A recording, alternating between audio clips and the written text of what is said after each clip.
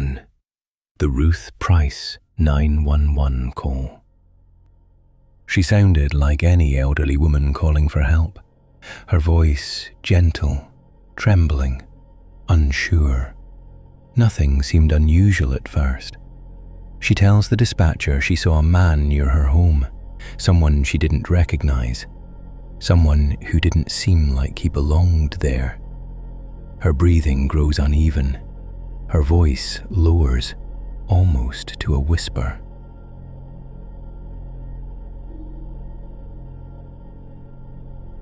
She's trying to stay calm, but something is wrong. The dispatcher asks questions, trying to piece together what's happening, but her answers become shorter, more frantic. You can hear her moving around the room, as if she's deciding whether to hide, or run, or just stay completely still. Then her voice stops.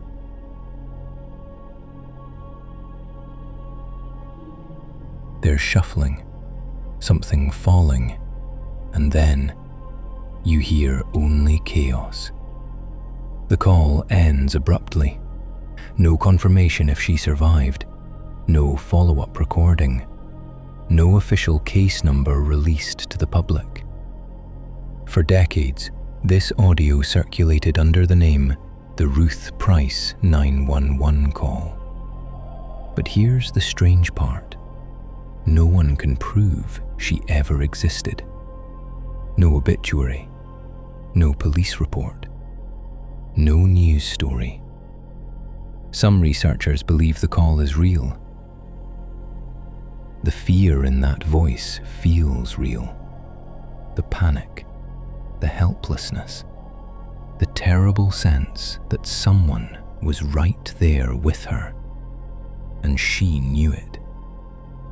When you hear the recording for yourself, it feels like a final moment. This is Ruth Price of 3877. What's the problem, ma'am? Oh, well, there's some guy been checking the place out. How? Well, he went in the back. I have an apartment in the back, and he said he was looking for a guy, and he comes to my door, and Yeah? and said he's looking for an apartment. So I live alone, and I'm an old lady. Mm-hmm. Where is he now, ma'am? I don't have no idea.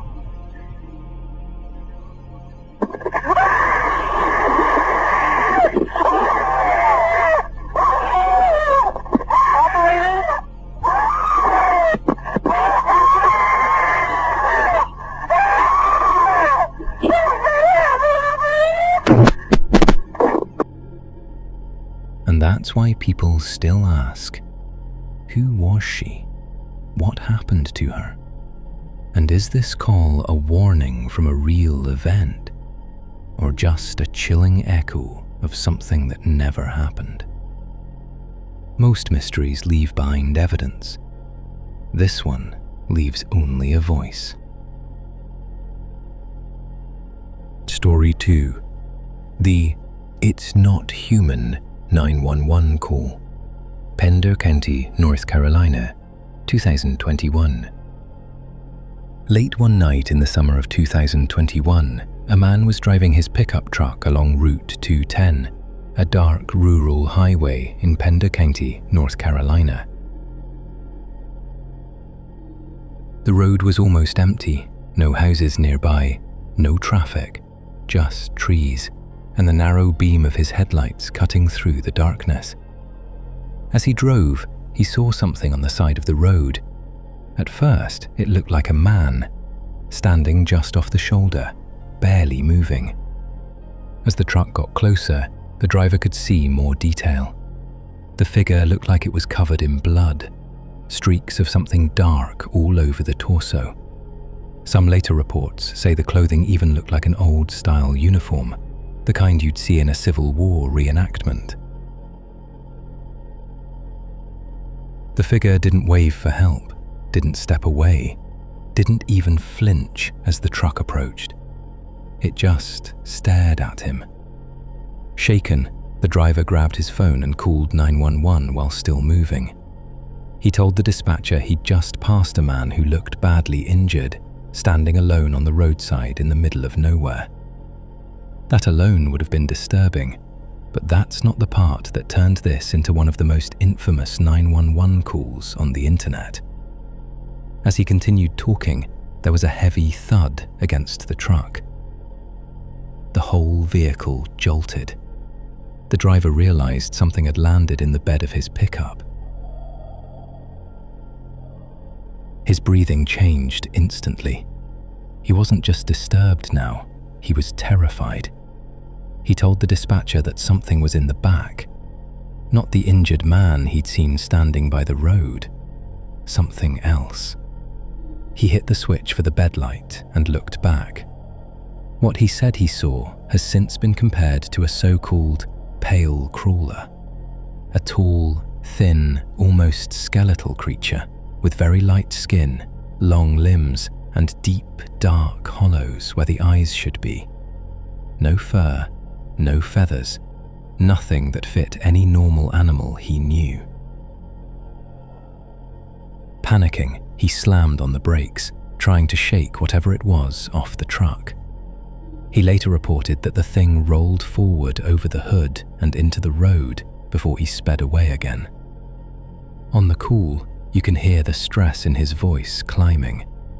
He keeps driving, naming landmarks as he goes, desperate to reach a well-lit gas station on Route 421 where someone else will be around.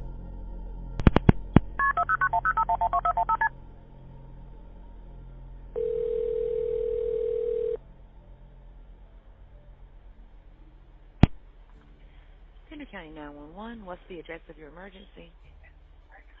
I'm driving on 210. I just crossed the Black River, and I thought I saw a guy standing on the side of the road bleeding. Okay, where are you at, sir? I'm on 210. I just crossed the Black River. I'm heading towards 53 East. I just passed Patriots Watch. Okay, so you're over near Morse Creek? Yes. Okay. And did you saw a man standing on the side of the road?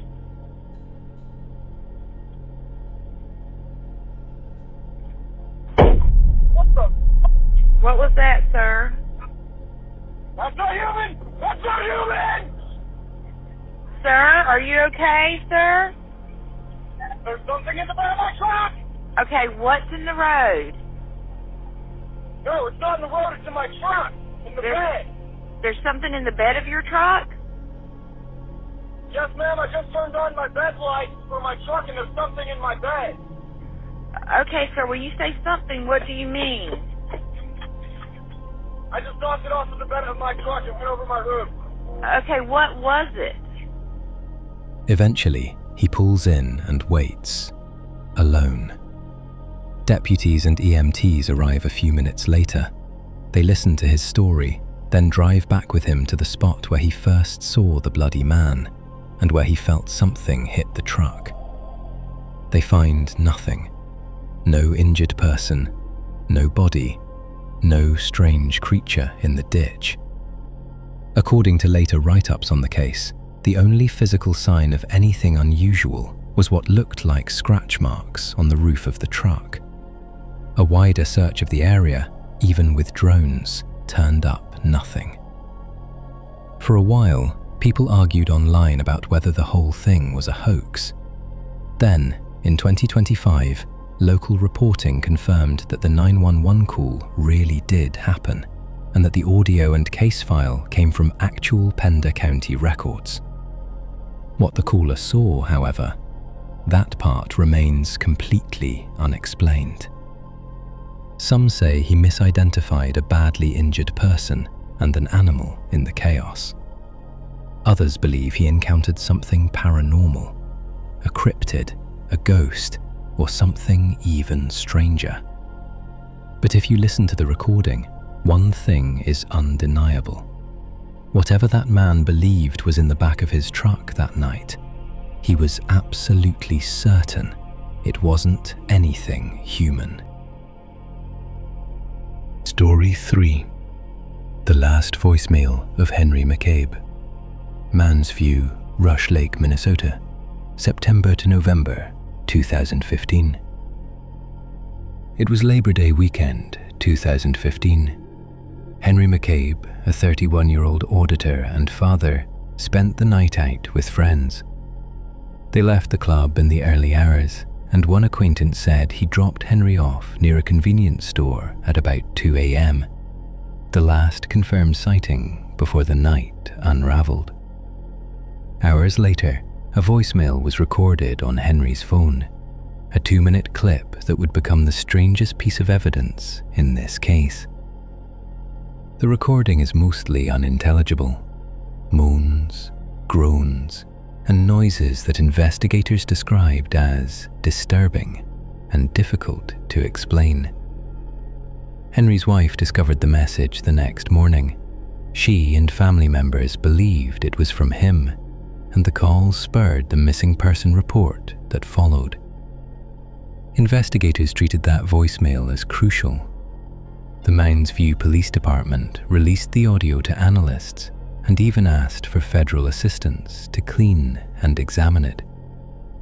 Audio specialists and law enforcement listened for clues, a possible location, recognizable voices, background sounds, but the clip resisted tidy explanation. For months, the only trace of Henry was that haunting recording.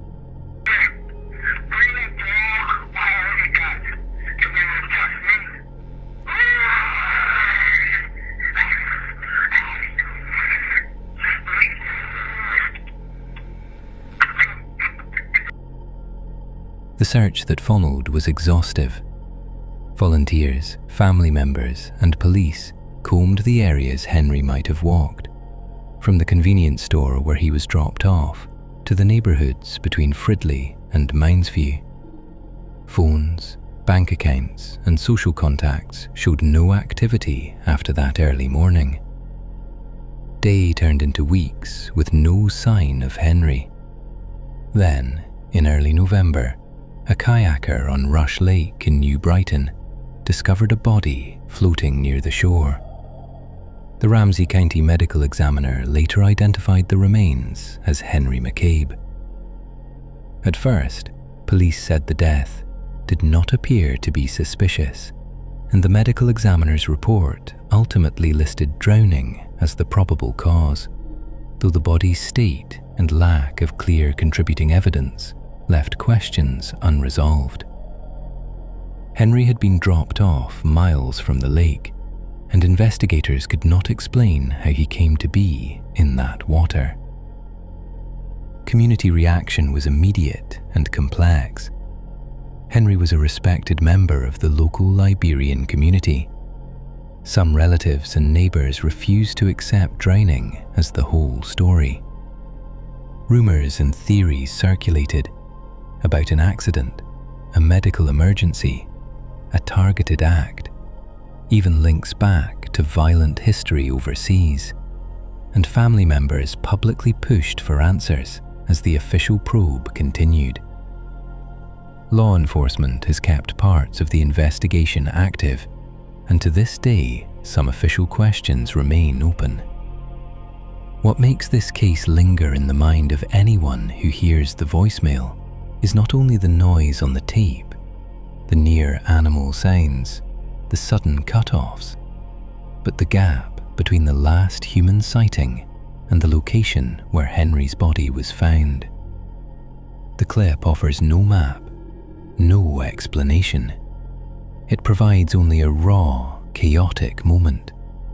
A man's last known seconds captured in something that sounds like pain, confusion, and perhaps struggle.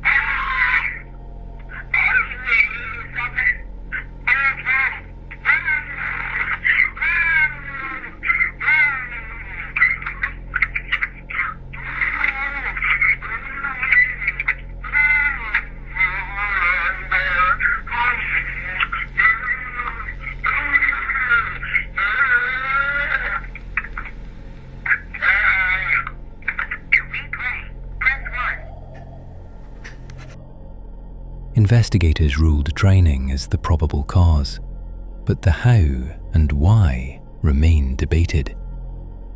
Was Henry's last recording a record of a sudden, tragic accident? A medical event that left him disoriented and alone? Or something more sinister, an assault or foul play that left little physical trace?